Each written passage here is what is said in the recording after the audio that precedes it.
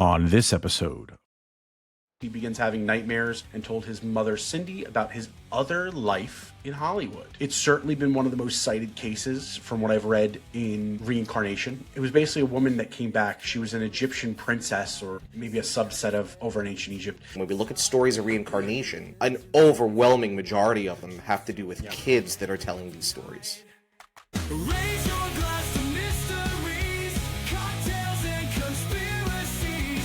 Dive into these histories, cocktails and conspiracies. Raise your glass to mysteries, cocktails and conspiracies. Uncover those anomalies, cocktails and conspiracies.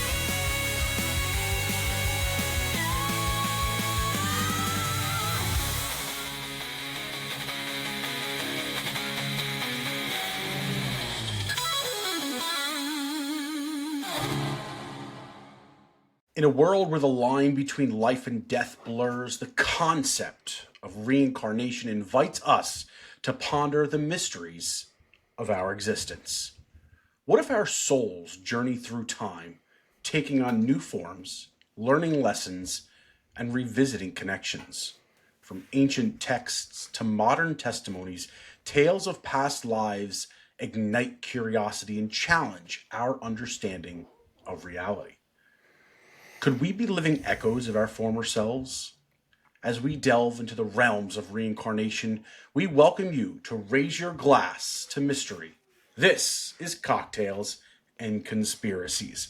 Ladies and gentlemen, my name is Shane Squarick, here with my esteemed co-host, the Mr. Phillips. Yo, buddy. Back, baby. We are back once again. Another week down in the books, Mr. Phillips. Cheers to good health. What do you got? What do you got tonight? Here.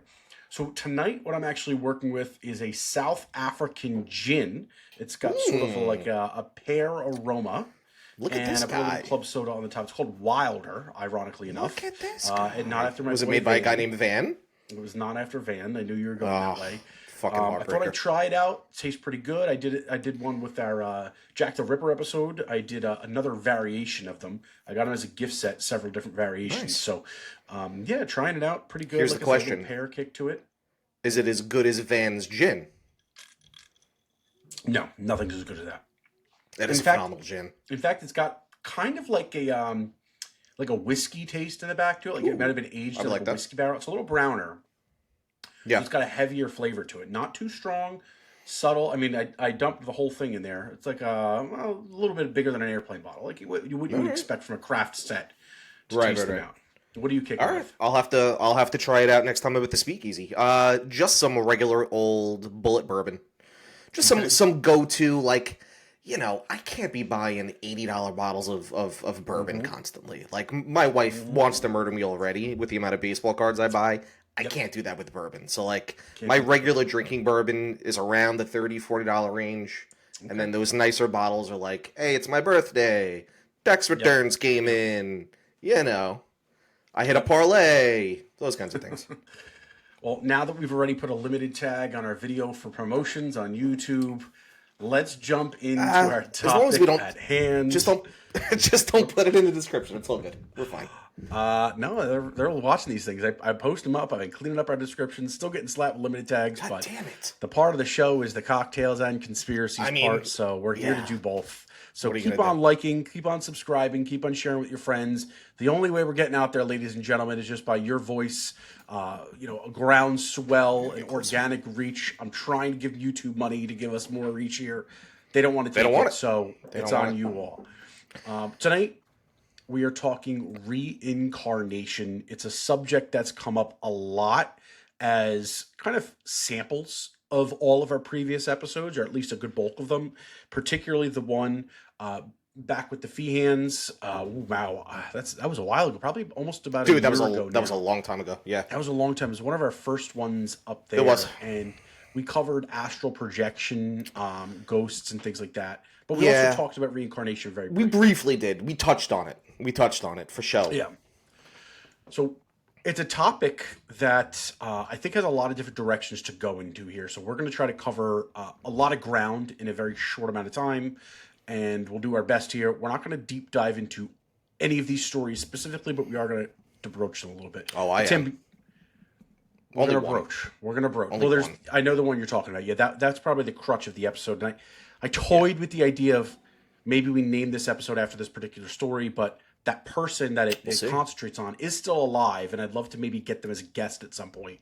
That would be cool. It's a good that idea. That would be a better deep dive on that one. In any case, Look at I you. wanted to kind of get your opinion on something here before we kind of kick things off here. Yeah. Reincarnation. Mm-hmm. Out of the gate, yes or no, and then we'll dive deeper. Do you believe in reincarnation? I think it's possible. And I think it's possible because if you just go back and you listen to the episodes that we've done and all the crazy things that we've talked about that we've said, is plausible, why wouldn't reincarnation too, right? Like I firmly believe there are, I don't know if you want to call it secrets to the universe, if you will, that we don't know, right? And we'll probably never know. And so because there are things that we don't know, you really can't rule anything out. You know what I mean? Like there are certainly some compelling cases. We'll talk about that tonight. We'll talk about some of them. But I think it's possible. It's not something I would hang my hat on. I'm not going to live my life as if though I'm going to be back doing this again in some other form as another human. So I'm not believing it. I'm not entrenched in that way. But I think it's plausible. What about you? The stories of reincarnation have sort of echoed through ancient civilizations, probably as long as there's been ancient civilizations. Yeah. In some degree, you've always heard stories about the soul and the way that bodies were sort of embalmed, and they were, if you think about like ancient Egypt, The ancient Egyptians, right? right, like that's probably the most notorious of all. Is like they fill these tombs with all of these different material items that they would travel with them into the next life.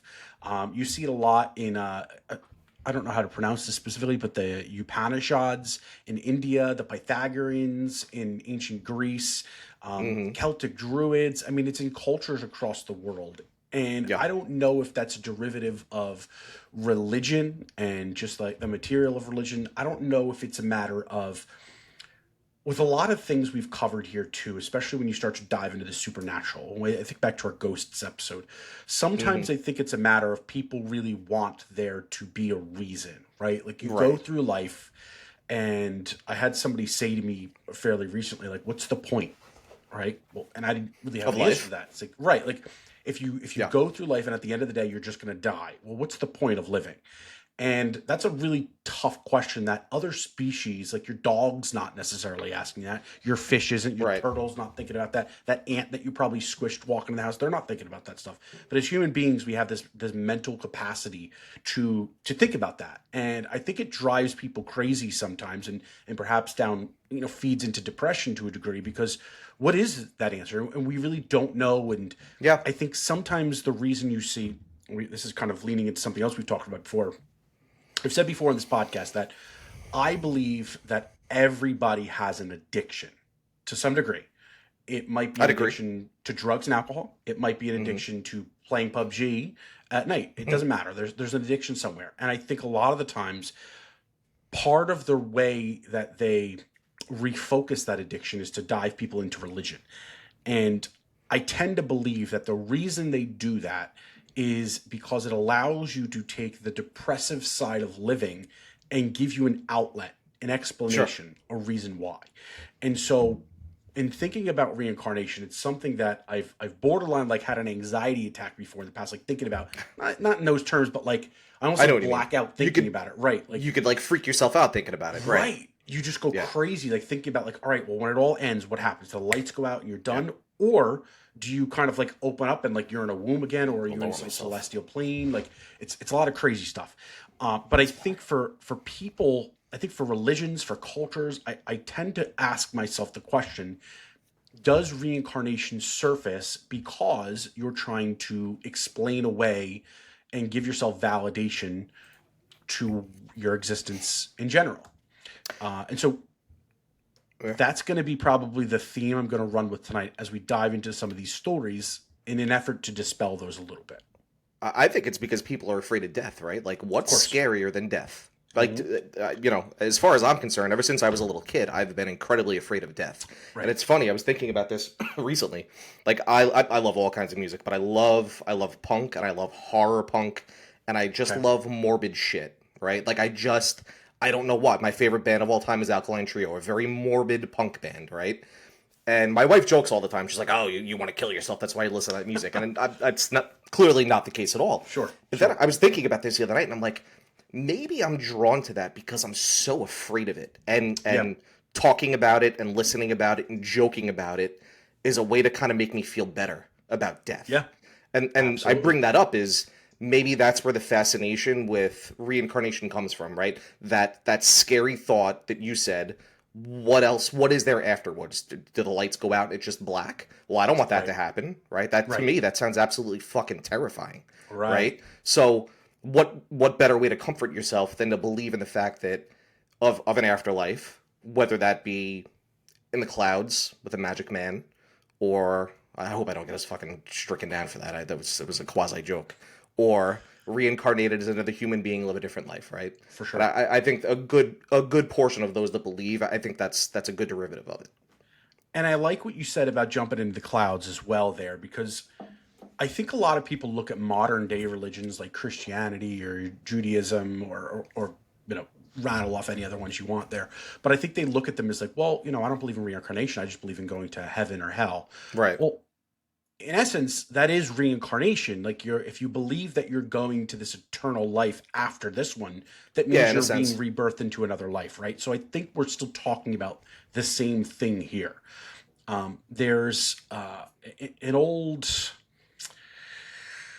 it's not really a quote, but I guess a saying, an old Chinese proverb that kind of leaves it. Not even Chinese proverb, an old Canadian perspective that Richard Serra, or maybe it was George Norrie, one of the two of them from Coast to Coast have.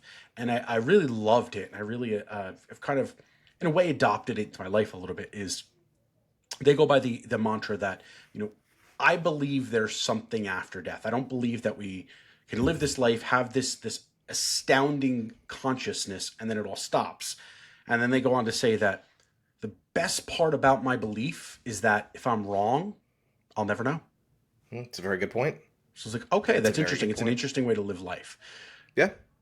Now that we've kind of went down this like dark and dreary path and probably set people off, I want to kind of bring us back, because I said that part of the reason we're going to kind of dive into this today is to talk about stories that sort of show that maybe there is something there. Before we press that big old red record button here, you had brought up a specific name to me. And asked I was going to cover this tonight, and I assume that you've done some heavy research into this one as well. Do you want to share that name with our audience? I'm going to mispronounce the last name. In fact, when we were initially supposed to record this, Yes. I went to YouTube and I typed in pronounce and I put the last name in and I listened to it like 17 times and I'm like, I'm still gonna mess it up. Here's the attempt: James Leininger. Okay, that works. I believe is the name. We're gonna go with Leininger. And if I'm wrong, oh well. I thought it was more of a hard G. I thought it was Leininger, but not according to the YouTube. Whatever you want to go with works for me. So James Leininger, give us some basic background on who James is. So James is a boy. Well, he's no longer a boy, but when James was a boy, around 2 years old, he began to have these nightmares, these night terrors, and he started to talk to his parents about these stories that he was in World War II. He was a fighter pilot, and his plane was shot down. I don't remember if he said exactly where his plane was shot down, but he would have these horrible nightmares. He would scream things like, airplane crash, plane's on fire, little man can't get out. Just these really bizarre things for anybody to say, let alone a 2-year-old, right?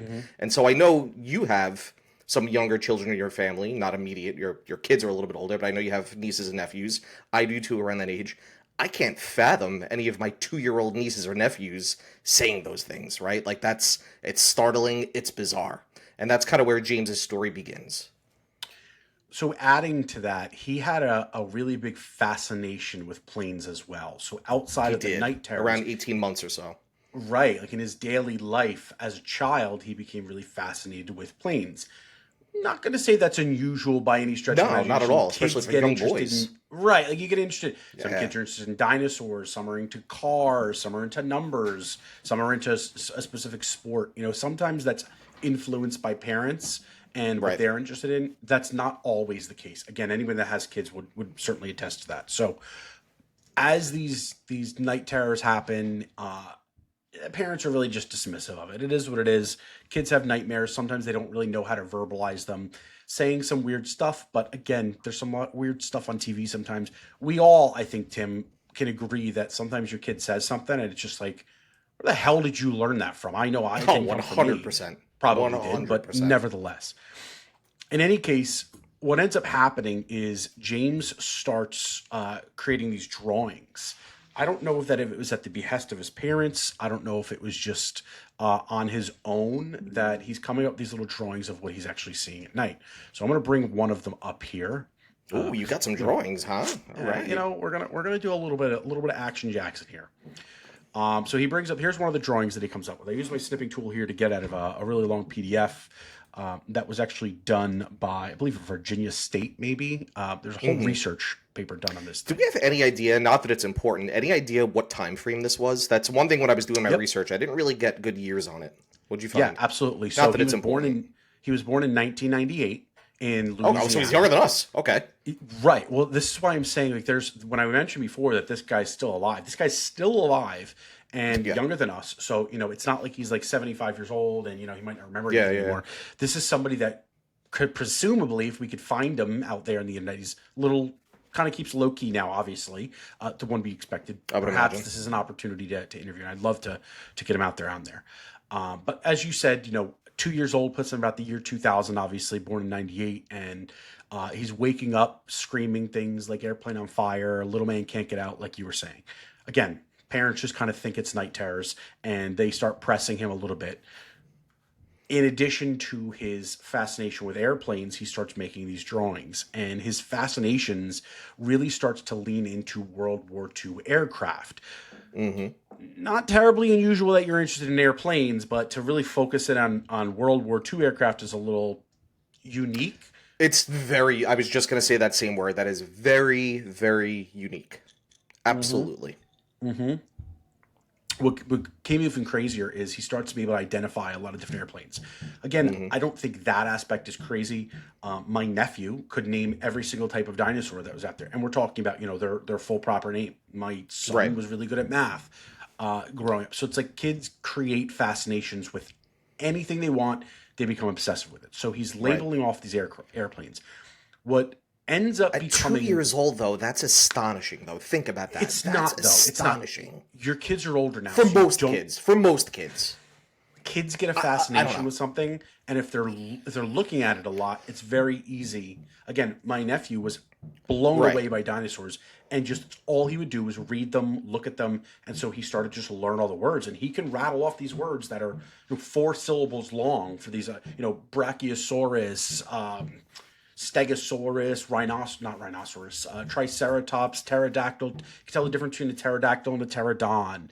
Spinosaurus. Like, these are, not just like you're talking about like T-Rex and Raptor. Like, we're talking. I guess if you put on, let's just say this kid, for example, he's infatuated with the planes, and let's say his father or his mother put on, World War II planes for him. They found a video on, I don't know, well, I guess YouTube wasn't around then, but you get my point, right? Like, he's watching the History Channel, World War II in color, and they're talking about the planes, and he's watching it over and over and over again. It's not out of the realm of possibilities that he would name specific airplanes, I suppose. You're young at that age, and you're absorbing so much information at such a rapid pace. So if you're given exposure to some of these things, you have the opportunity to learn.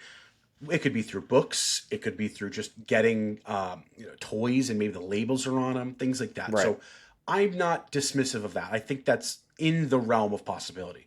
What I think is outside the realm of possibility is he then, after a period of time, starts describing details of the cockpit mechanics. Right. That's The very technical difficult. knowledge gets Right. And that's hard for somebody, an adult, to do, nonetheless, even if you're playing Flight Simulator a lot. But if you're not a pilot or have some degree of experience, again, if you played Flight Simulator, you probably pick up a lot of that stuff. But that's when things get a little bit crazy, and the parents start to create a level of concern. I guess this all materializes in, I've still got his drawing up here. I can kind of knock this out real quick, but this all materializes into the parents ask him, who's this little man? Who's this little man you're talking about that he keeps referencing in these night terrors? And that's when the bombshell hits. It's me. I'm the pilot. So, do you want to take over? Or you want me to keep going? Well, so there's a connection to an actual real pilot, right? So after doing research, so he said that his plane was shot down. Go ahead. You're jumping too much. They dive into it a little bit first, and they ask him what his name is, and his name is James, and he refers to himself as James, which is his name. I'm sorry, which is his name now. It's also that's a very normal thing. Exactly. That shouldn't raise any concern. Then go into what you were talking. You would expect a 2-year-old to know that their name is James, right? And you know what? The other thing that I found odd when I was doing the research on this, and I again, you might know better than I, and trust me, I'll continue with this in a moment, but I know all of this started when he was 2, but I couldn't find a real good chronological order, if you will, of how these things progressed. I don't know if all this occurred when he was 2 years old, or if he was 2 and that's when the night terrors started, and as he got older, he did the drawings and then started to talk a little bit more. That's what I assumed likely happened. But I couldn't find good dates on that. So it happened over a period of several years, actually, even until I think it kind of tapered off when he probably got into his 10, 12-year-old. Effective. I mean, I've done outside of research. I've listened to a lot of podcasts, a lot of interviews over the years about this particular case. It's always fascinated me. He was on a Netflix documentary. I don't know if he himself was on it, but there was a Netflix documentary years ago that covered it. Right. He wasn't specifically on it. At least I don't recall him being, in the documentary, but they covered his story. That's the first time that I'd heard it. He's been in newscasts before, for sure, as a young boy and then as a little bit older. But for the most part, it's fell out of the light. But to your point before, they start to talk to him a little bit about, all right, well, he says he's the pilot. He says his name is James. He starts to describe the airplane that he flew. He flew a Corsair plane that took off from a ship called the Natoma and describes being shot down over the Pacific Ocean during World War II. That's where you were kind of getting at. Again, this is still happening in that early era. So he's probably 2, maybe 3 at this point, but still very young when they start to discover this. Right. And so then his parents do research and they find out that the USS Natoma Bay was a real World War II aircraft carrier, and that there was a pilot by the name of Jack Larsen, who was a real pilot who served on that ship and who died in battle. So you're actually mistaking a few things here. God damn it. I'll tell you, this is why that research doesn't always work out.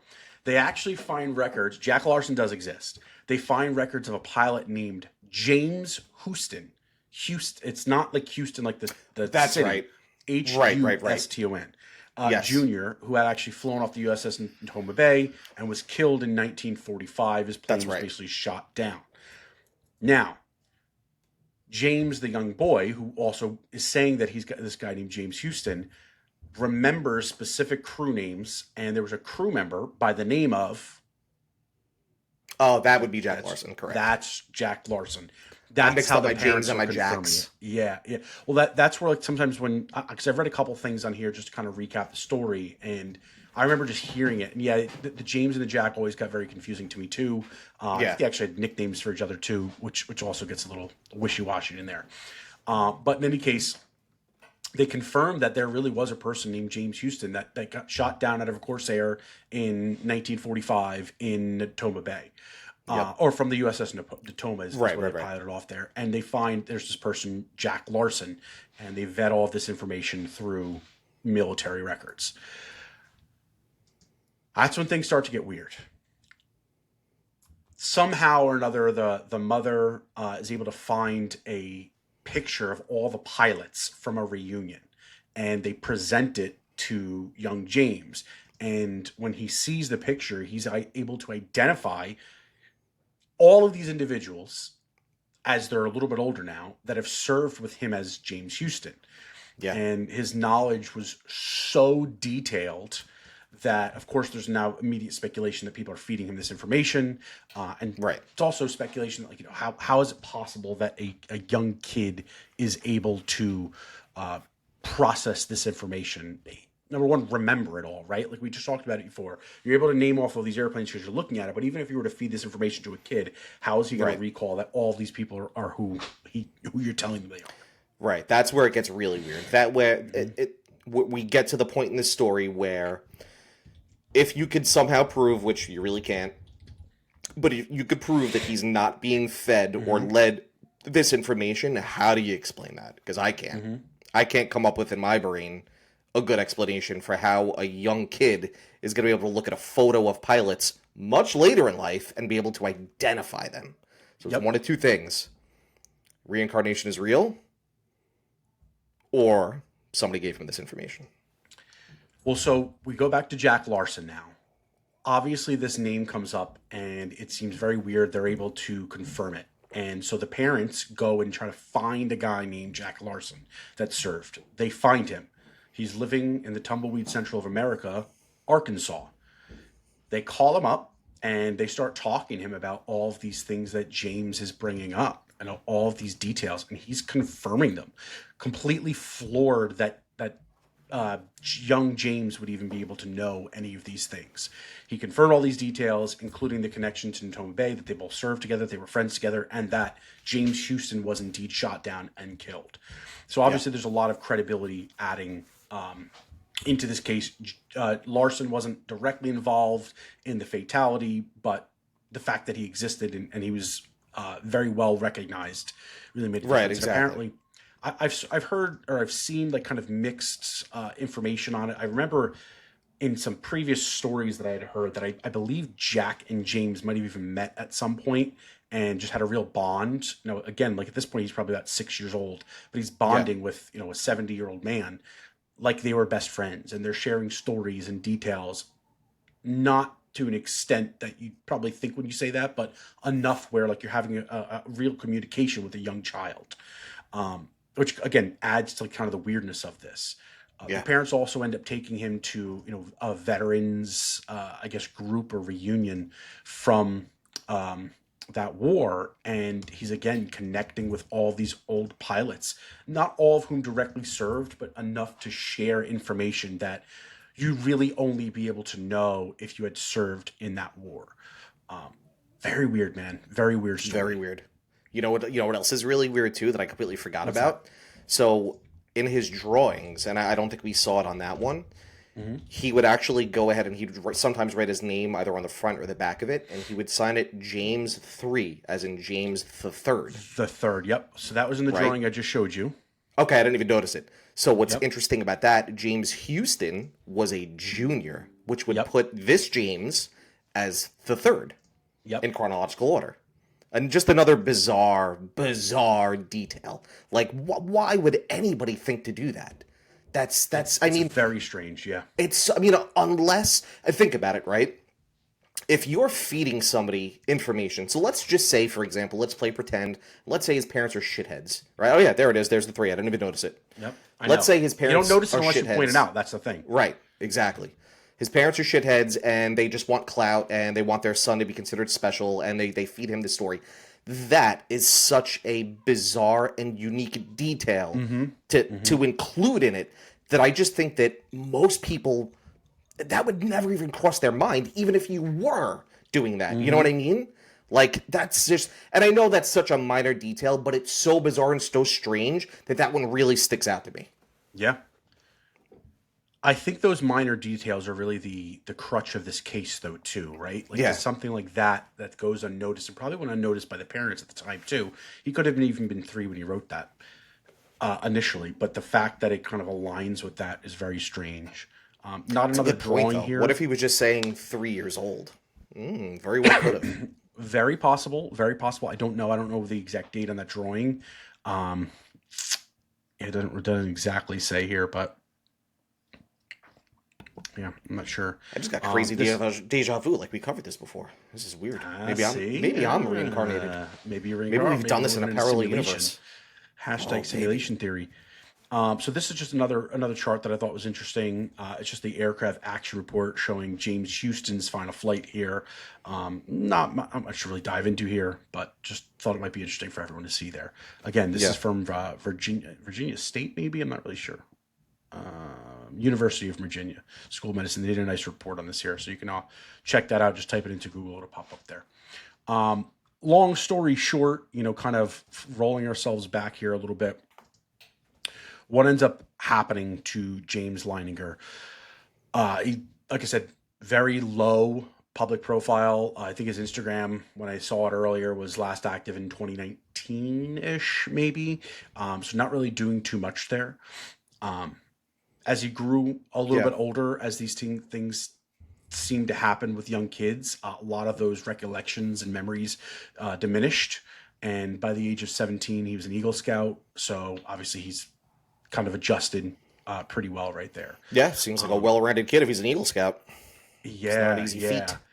No, it's not an easy feat. Shows a lot of discipline, but kind of odd choice given that he had a military past life, right? And then you go into Eagle Scout, which is not directly like ROTC or anything like that, but again, very but it's and align that scene. Right. It certainly draws similar parallels. Very similar parallels for sure. You know what's unique about this? And I know I could see you just had a thought. I apologize, but we've talked about this in the past as it pertains to things like ghosts, right? Like why is it specifically? It feels like there's always kids involved, right? Kids saying, "Oh, I saw this person, that person," and again with the reincarnation thing. When we look at stories of reincarnation, an overwhelming majority of them have to do with kids that are telling these stories. And I think there's two things to look at there, but I'll let that hang in the balance for a moment. I had heard something somewhere, and I wish I remember where, because I would have liked to have listened to it again, because I loved the concept. You grew up Catholic, right? Yep. So do you remember the baptism?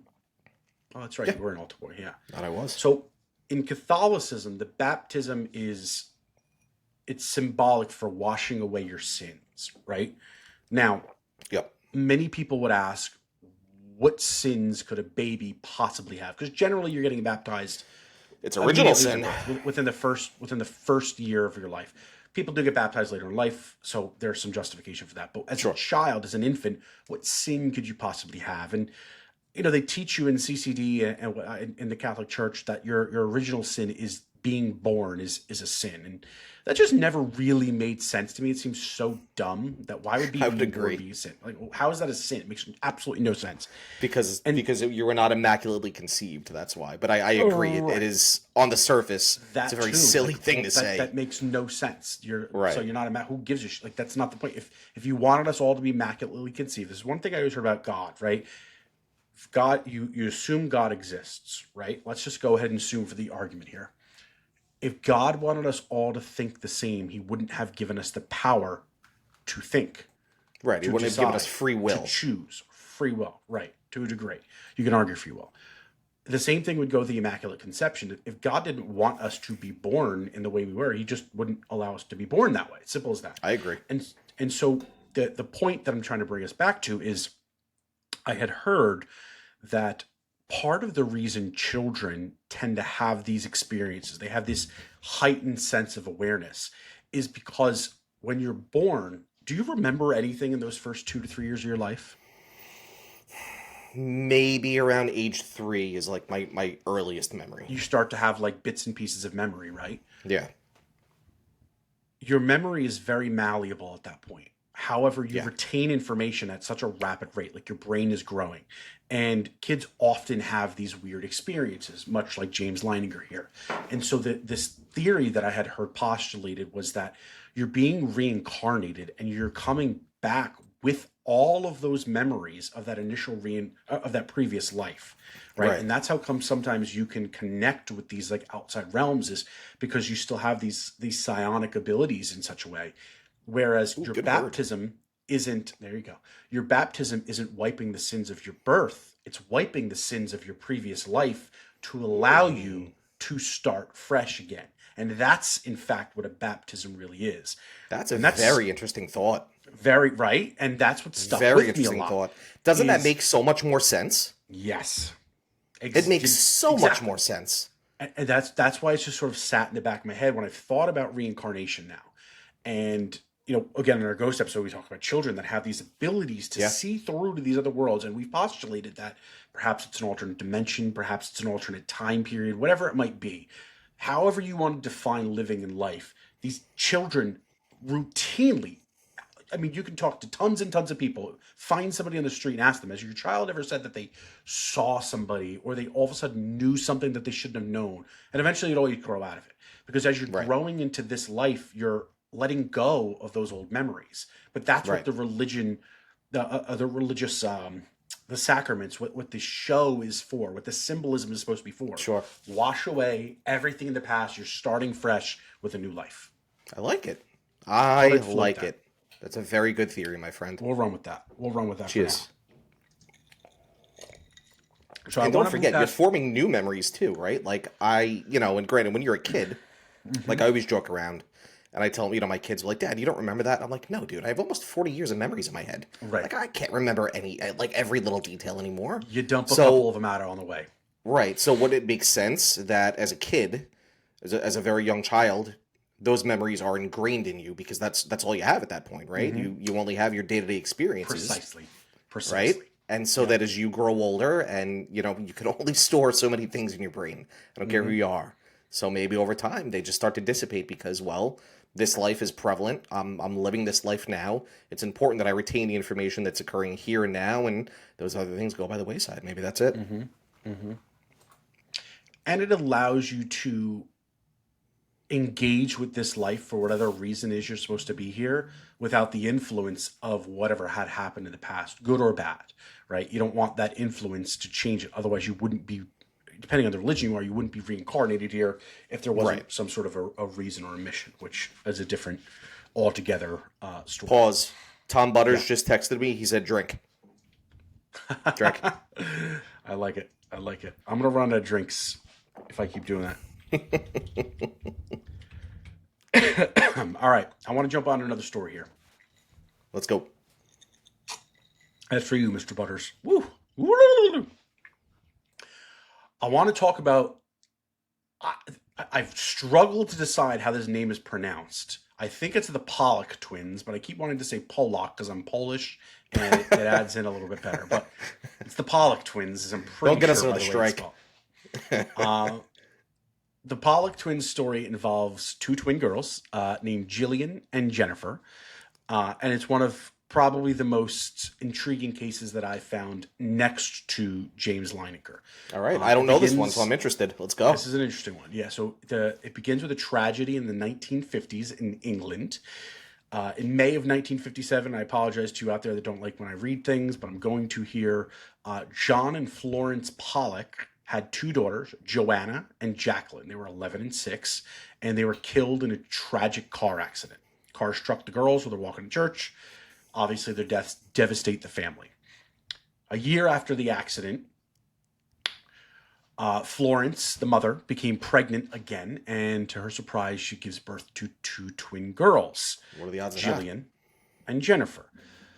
Now, before we go on to kind of the meat and potatoes here and the reincarnation aspects of the story, why it happens like this, I don't, again, think tragedies happen, right? And some people decide that that's it for them. I've never had that experience, thank God, thank goodness gracious, but others decide they're going to try to move on and maybe start a new life intentionally or accidentally. So to this point, the story makes sense to me.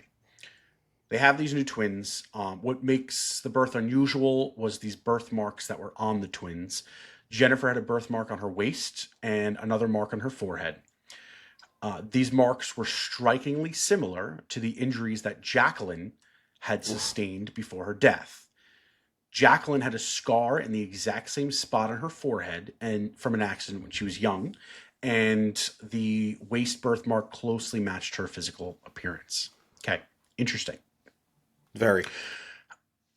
Parents go on, growing up with kids, just weird coincidence, nothing to think of right there. They didn't name the girls the same names, did they? No. The girls that had passed were named Joanna and Jacqueline. The new girls are Jillian and Jennifer. Okay, got it. Okay. Lots of now J's. they kept with the yeah. This is their style. So as these two twins start getting older, they have no knowledge of their deceased sisters. They're young kids. Parents aren't going to drop it on them. Again, totally understandable, totally respectable at this point. But there starts to be these weird occurrences. The two twins start asking for toys that Joanna and Jacqueline had. even though they've never seen these items, they don't have these items. They're not theirs. They were the twins. The two Right. sisters earlier. They accurately described them. They knew where they'd been stored. They're not there because they don't have the toys anymore. When the family had visited their old home in Hexham, the twins recognized locations that their deceased sisters used to frequent. Jillian and Jennifer also showed unusual fear of cats, which totally not unusual. I hate cats. They would cling to each other and I'm sorry, I misread that. Not cats, of cars. Well, you know what? boy. Fuck cats too. Fuck the cats too. An unusual fear of cars. They like literally cling together in panic. Now the two other girls, the two older sisters, got killed by cars. And of course, as they get older, these memories start to fade a lot more. Consistent with obviously what we just talked about there. I thought this was a really fascinating story for kind of a multitude of reasons here. You've got two young girls that die tragically. Family has new kids. I don't think it's out of the realm of possibility that there are photos of those older sisters around the house, that maybe there's pictures of the toys around the house. I don't think it's out of the realm of possibility that there was discussions about them or around them that maybe they thought that the young girls, the twins, didn't hear or didn't understand. Exactly my thought.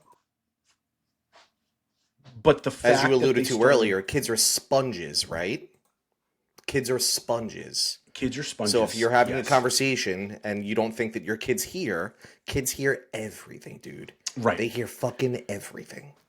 What's weird, though, is that when they start referencing toys, when they start encountering family members, and they have these bonds with family members, they are recalling moments with specific family members.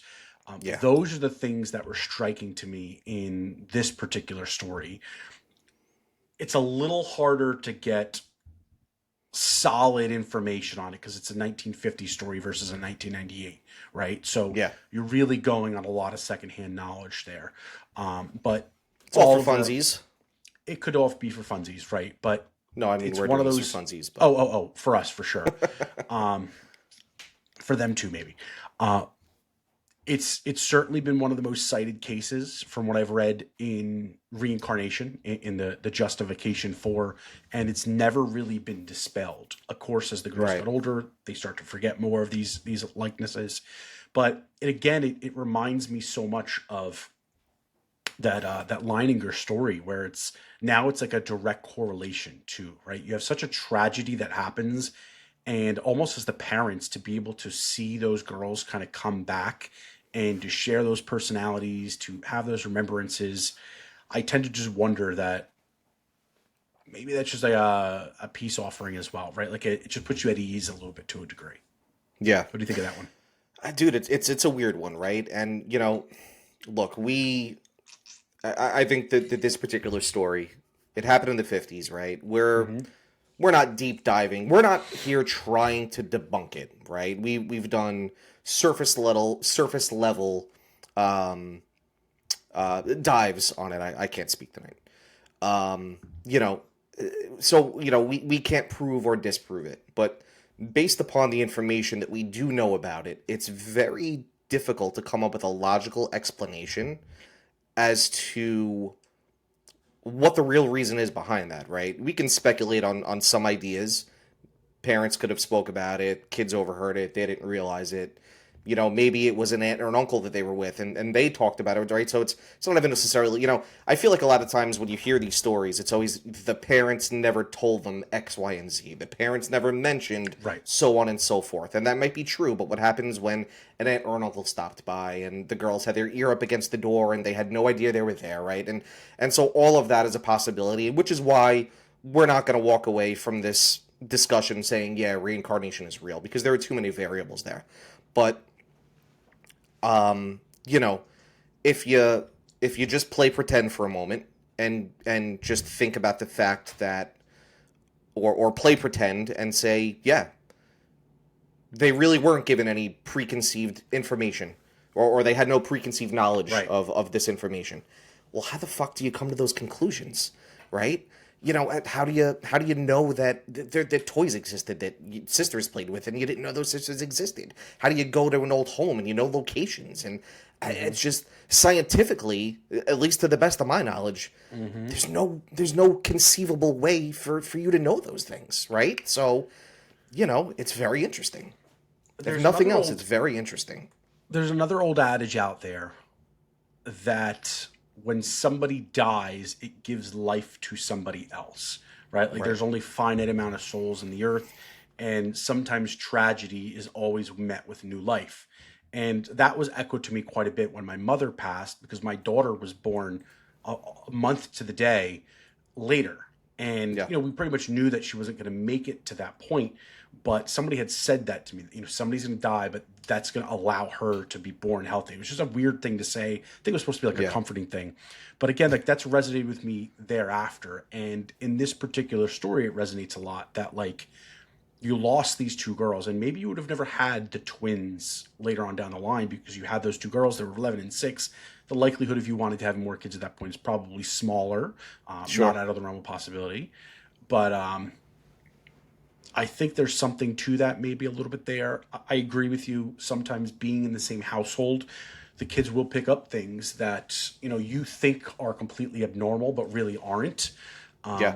It's not the single most convincing story in the world, but I find it to be very unique. Just the circumstances and a period too in which in the 50s you don't have people that are you don't have kids that are going off on their own to do research, right? What you have is what you own. And it's not like they can go on Google Maps and surf around. It's not like really they're having communication outside of your home. It's not like today. Where maybe they can pick things up outside of there. So, dude, think about when we grew up in the 90s. That there was none of that. I mean, I saw, I don't know, maybe it was a comedian or just somebody on social media, and they were joking around about how when somebody in the 90s told you a story about something, you just believed it until you found out it wasn't true because there was no way to find out, right? No way to fact check them. Yep. Right. There was literally zero fact checking for the most part. Especially as a kid, right? As a kid, you're not fact checking. You're not, to your point, you're not going off to the library on your own, most likely. So, it's weird, dude. I feel like I didn't finish my thought there, but whatever. No, I get what your thought is. I get it. That's one of the things I miss, I think, most about conversations. And one of the things I enjoy the most is like when you're sitting around, you're enjoying your cocktail and your conspiracy and your bullshitting. You don't have everyone like pulling up their phone like, oh, let me look that up. Like, no, don't look it up. Let's just talk and recollect. Let's just bullshit. Right. Because part of the fun of storytelling is sometimes you get some things wrong, but that doesn't matter. What matters is the overall story that you're trying to tell, that you're sharing, that you're involved in. I want to pivot to another story here, unless you've got a compelling one to bring up. No, go Pivot Boy. My big thing was James. So whatever else you want to cover, So this one is going to be just as convincing to me as James. It's set somewhat recently, but I'll tell you the story. This is the story of Ryan Hammons and Marty Martin. And if the name Marty Martin sounds familiar, let me see if I can pull up a picture of him. It is because he is a former Hollywood agent. I think of Marty McFly whenever you hear the name Marty. You're not going to be able to look at him. Let me open up this image in a new tab here.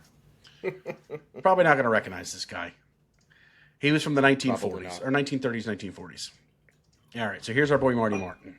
As crappy as the photos I can get of the guy. Nice hat, Marty. Right? So, Marty Martin and Ryan Hammons. Basically, Ryan Hammons born 2004 at the age of 4, so kind of that same realm of ages. He begins having nightmares and told his mother Cindy about his other life in Hollywood. Oh, I've heard about this kid. Go ahead, continue. Okay, I'm not going to be able to tell the story, so you tell it, but I do remember I've heard about this.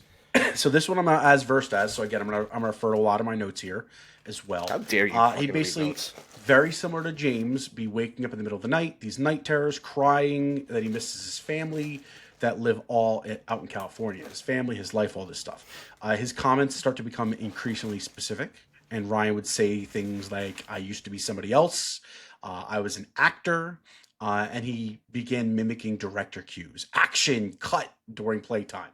Something his family found very strange because they weren't involved in show business. Now, pause the story right there. It's 2004, so much like James Leininger. I'm sorry, he was born in 2004, so 2008 by the time he's 4. Much like James Leininger, he's in our modern era here, right? So the idea of seeing things like action and cut on the television, not that uncommon if you think about like those Nickelodeon days, all those like crazy shows, like, all that, What Would You Do, you know what I'm talking about. I think you're on mute, buddy, because I don't know if you were saying something, but it looked like you lipped. What would you do? I was singing the "What Would You Do" theme song. That's correct. Thank you. So like all these like Double Dare shows, a lot of Mark Summers era film, right? So that was probably at the tail of that. But in any case, I don't find those things to be that unusual. Even saying, I was an actor, I used to be somebody else. All right. Weird. Very strange. Dude, it's weird for any kid to say that they were someone else. It's not weird for a kid to play pretend. Right. Like my the kid, pretend like thing for me would work. Right. Yeah. My son wanted to be called the Green Ranger forever. Right. Like he was infatuated with Power Rangers when he was like 4 or 5 years old. Right. So like that playing pretend, imaginary. That's normal. To say that you were a whole nother human being and you've lived a completely different life, that's fucking weird. That's not normal. It's very weird. So where this thing takes a turn is that I guess one day they're at the library, and Ryan's now taking a fascination into Hollywood, much like James did in World War II. And so he's thumbing through a book and comes across a still photo from a 1930s movie called Night After Night. And then he says, "That's me." And he's pointing in the man, and he's pointing to the main actors like Mae West or George Raft. I'm sorry. He wasn't pointing to the main actors. Right. He was actually pointing to like towards almost kind of like an extra. Marty Martin. Right. Right. Who I believe, correct me if I'm wrong, I don't think he even had a speaking part in that movie. I don't think he even had a speaking role. No, he was a minor character. He did he dabbled in acting before actually becoming an agent from whatever. I don't know him that well, obviously. So obviously this sends his mother kind of off the rails. Like that seems very strange. And she begins investigating Ryan's claims and contacts a Dr. Jim Tucker, who had been studying similar cases of past life memories. Dr. Jim Tucker sounds like a type of guy that would be on a Cocktails and Conspiracy show. So maybe that's a nudge if you're out there watching this for some reason here. Much like the James case, Ryan starts sharing several specific details. They say over 50 of Marty Martin's life that are able to be verified. Claims that he lived in a large white house with a swimming pool in California. He had multiple wives and described the details inside of his home. Remember, they used to travel to Paris for work, which is confirmed as something Martin frequently did. And said that his last address had the word Roxbury in it, which, as it turned out, Marty Martin lived on Roxbury Drive, to nobody's surprise here that's listening to this at this point. And then obviously describes his career working in the movie business, specifically as a person who made deals for actors, alluding to the fact that he is in fact a Hollywood talent agent. Right. Now, how old was this kid when he was making these claims? So this happens over a period of years. It all starts around 4 years old for him. So again, the timelines in these things are always a little skewed because it could happen. Oh, it's not all happening at 4. It's probably happening at 5, 6 years old as well. So over a period of time. Regardless, though, the reason why I asked that question, he was born in, what did we say, 04? 04, yep. 04, okay. Internet is, we're in the internet age, right? The first smartphones are coming out around that time. Probably 07-ish was really when the smartphones came out, right? But Google's around, Yahoo's around, search engines are around. Let's say you have a kid who is interested in Hollywood for whatever reason. Very uncommon for a young kid, but let's just say this kid happens to be interested in it. Maybe not, though, because remember, this is the boom of Nickelodeon and Disney. So you're seeing all these child actors on television. Was it the boom of Nickelodeon and Disney? I don't know. I feel like in the we 2000s, were the boom of Nickelodeon and Disney. No, yeah, we started the boom of Nickelodeon and Disney. Yeah, I guess. Think of the 2000s then, because like when I'm going through high school now, all of a sudden you've got the Hannah Montanas, the Selena Gomez's like popping up. Like these shows, I do forget about them. Right? Because we're out of the loop now. We were too old, right? We were too old, so I kind of forget now they're about all of that when stuff. We were in, What's it was funny? like the same 10 actors and everything. Yeah. What's funny is that my girls now watch all of those. My girls watch iCarly and Victorious and and Sam and Cat and all that shit. Yep, And I'm like, yep. like I remember seeing it when I was like a Right. teenager, but I never watched it because I was like Yeah. a 16-year-old Yeah. the boy. I'm not gonna fucking watch Right. that. You know what I mean? You're flicking through the It's channels on a funny. Saturday because like you're just sitting around. Exactly. Like, I don't feel. I'm not watching this crap. Like, yeah. Exactly. Yep. But my point is, like, okay, so maybe he is infatuated with Hollywood for whatever reason. He watched those Yeah. shows. He's into Hollywood. What are the odds that he gravitates to Hollywood, old-timey Hollywood? Like, it's so many very specific niches Yeah. for someone to be into, especially a young kid. Right. It's just odd. I think it's plausible, and I think It's plausible, but it's we still may really be- odd. we may be underplaying the internet's prominence at this point, right? Because like AOL comes out in the mid '90s, and by 2003, like MySpace is huge, so we're on the internet all the time. I mean, Sugar F and Shane on MySpace right here. I was a local celebrity here, but I think that the AOL era was happening in those early 2000s. Now I say that with the asterisks that he's 4 in 2008. So, coming out of the AOL era, AOL's pretty much dissipated at this point. Now you've got open internet. So he's definitely got access to the internet, but probably not at 4 years old. It's not to that degree where a kid that young. Now kids are on it at 2 years old, right? Then it was not certainly the case because you don't have tablets. You had big old bulky computers. You're just coming off of dial-up modems. Where this story, Tim, goes crazy. Ryan says that he died at 61 years old as Marty Martin's. Official records say that Marty Martin's 59. So this Dr. Tucker starts looking into this. Comes to find out that Martin's birth certificate is actually wrong. It's incorrect. The one published out on the internet, or I guess wherever in the research. And he actually indeed died when he was 61 years old. Really? Fast forward a little bit. Marty Martin has a daughter. And in the midst of all of these things that this kid Ryan is saying, and they're proving it, and they can't seem to dispel it, all these things check out. At some point, they reach out to the daughter. And they set up a meeting, and the daughter agrees to come sit down with this person. They share some stories, they share some details with her first, get her comfortable, and she's pretty much confirming a lot of this stuff. Agrees to sit down and meet with him. During the meeting, Ryan correctly identifies personal family details and starts sharing stories about things that only someone close to Martin would know, to the point that the accounts of it are saying that Martin's daughter was visibly shaken up at the thought that this is her father reincarnated. That's what blows my mind. And that's what's captivated me about this. I remember hearing this story too. The Leininger, for some reason, always sticks in my head with this one. But this is one that, like, I don't know, man. Like, that is when you now meet somebody's daughter, a person you've never met in your entire life. Again, at the dawn of the internet, so not everyone's online. You're not searching people like you can today. So even though like your MySpaces were out there, your Facebooks were just getting, but that was big, in its people aren't infancy. chronicling their life. Yeah, that was in its infancy. Right. And we're still talking about a 4-year-old to a 6-year-old. Right, a 4-year-old, exactly, a young kid. Right. But even the parents, like, you're not going out there. You're not finding data about people like this. People don't post their life stories on the social media at this point, or their photos. Right. That one was wild to the point the daughter becomes convinced that this is her father reincarnated.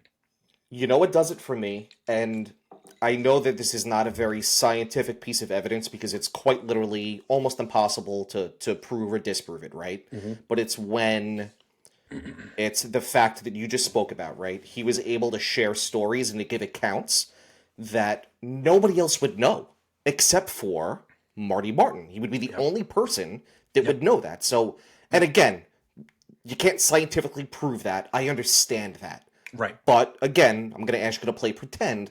Let's say that is true. Let's just throw everything else out the window. That's true. He was truly able to give details and stories that nobody else would know. How the fuck, in God's name, do you explain that? You can't. You can't. It's hard, man. That's a hard one to put a thumb on. No. I don't think you can. And you can't. Of course, I talked about this. Oh, my bad, dude. Got finish. No, because I was going to parlay that out to a finish. I was going to say, I I think I talked about this in our ghost episode, and we talked a lot about ghost hunters on that episode. Mm-hmm. And one of the pieces of evidence, maybe I didn't talk about this, irrelevant. One of the pieces of evidence that they showed on the show that struck me, very similar to what we just talked about. You can never scientifically prove this, but both main investigators, Grant and Jason, they were actually at the OK Corral. And both of them saw a full-bodied apparition. And so what they did was, both of them separately went to another investigator and said, this is what I saw. And they both told the other investigator, without telling each other, the exact same thing, right? And again, there's no way to prove that they're not bullshitting. I understand that. But let's play pretend. If that's true, dude, like, you just... there's no other way to explain that. Like, it's if that's true, what we're talking about tonight is real. I'm sorry, but it is. Again, it's a giant grain of salt. In fact, it's a mountain of salt. Right. You got to play pretend and say, "Hey, that is real." But let's have fun.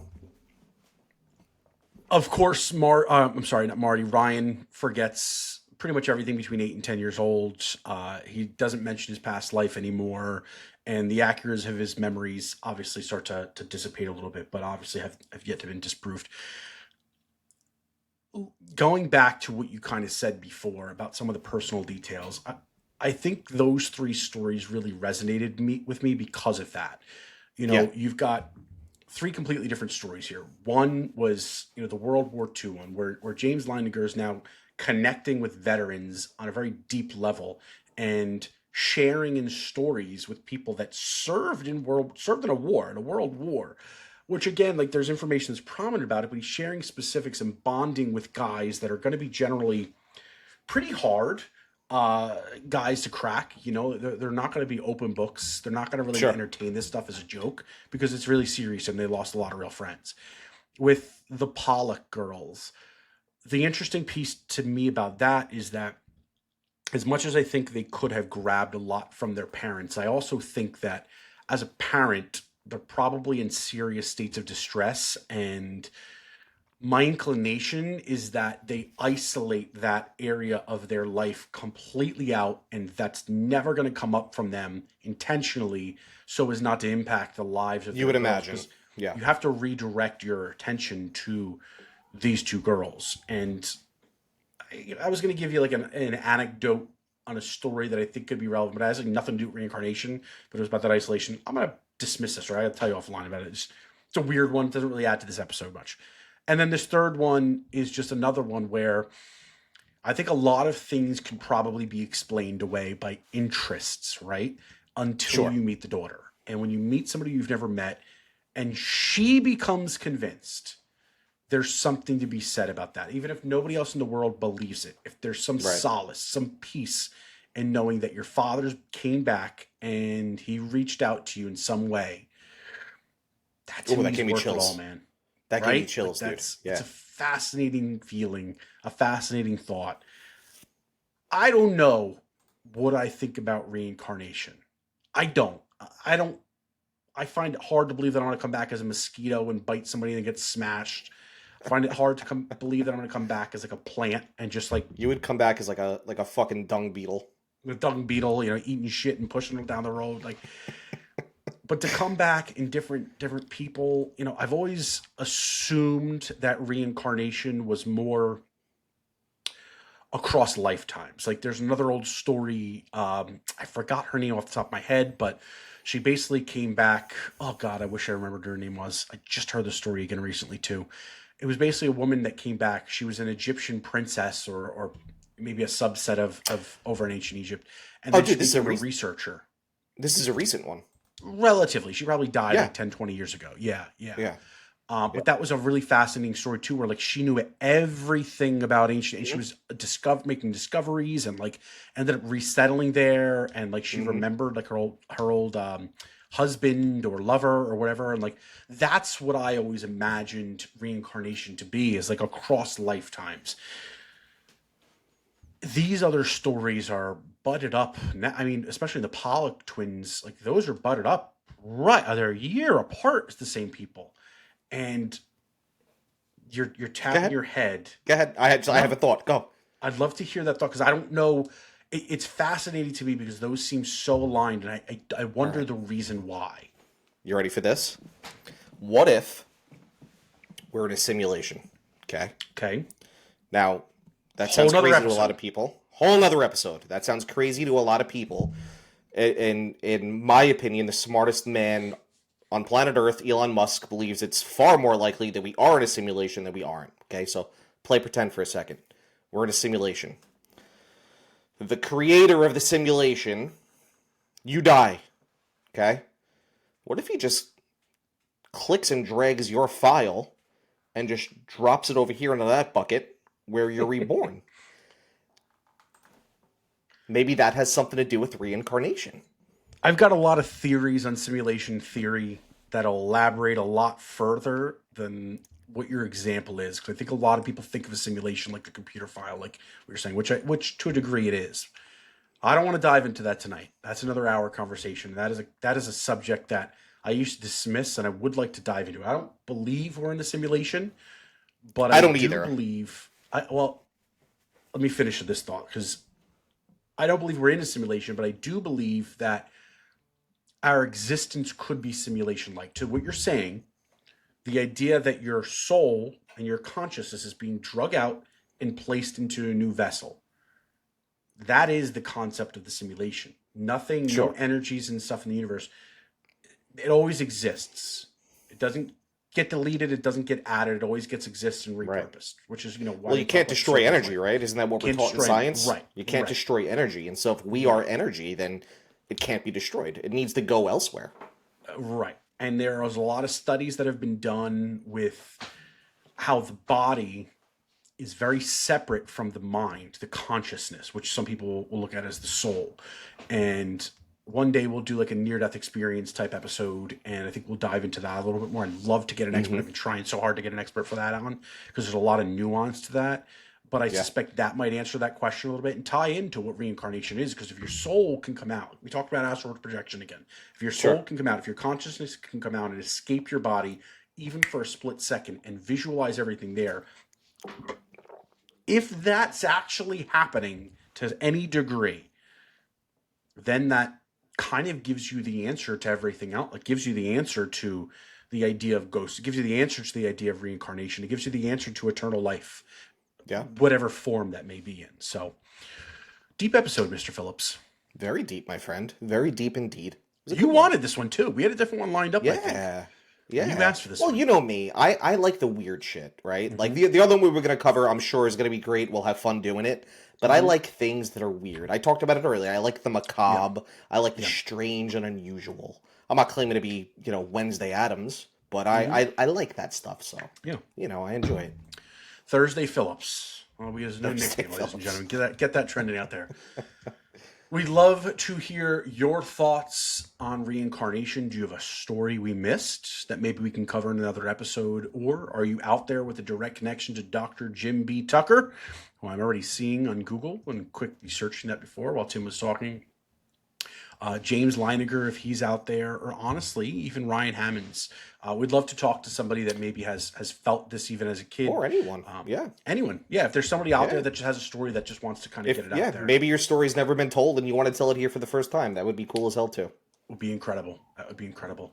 In the interim, as we said in the beginning, we'll repeat again now, click that like button, that subscribe button, most importantly. Share this with a friend, an enemy, anything in between. We're happy with that too. YouTube does not want us to give them money to promote this show, so we are leaning on each and every one of you. If you're on Spotify, drop a comment. If you're on Rumble, please do comment because you can drown out all the bots comments that we get up there all the time. To follow us on any other social medias, head over to conspiracyrealist.com. And you can find our social media links across the bottom for Facebook, Instagram, X. We try to respond to everybody that leaves some sort of comment or something constructive on there. So by all means, go ahead. It'll be one of the two of us on there at any time. Any closing thoughts, Mr. Phillips? Later. Let's go pub. Cheers, everyone. Raise your glass to mysteries. Hope you like our song, by the way. Cocktails It's a banger.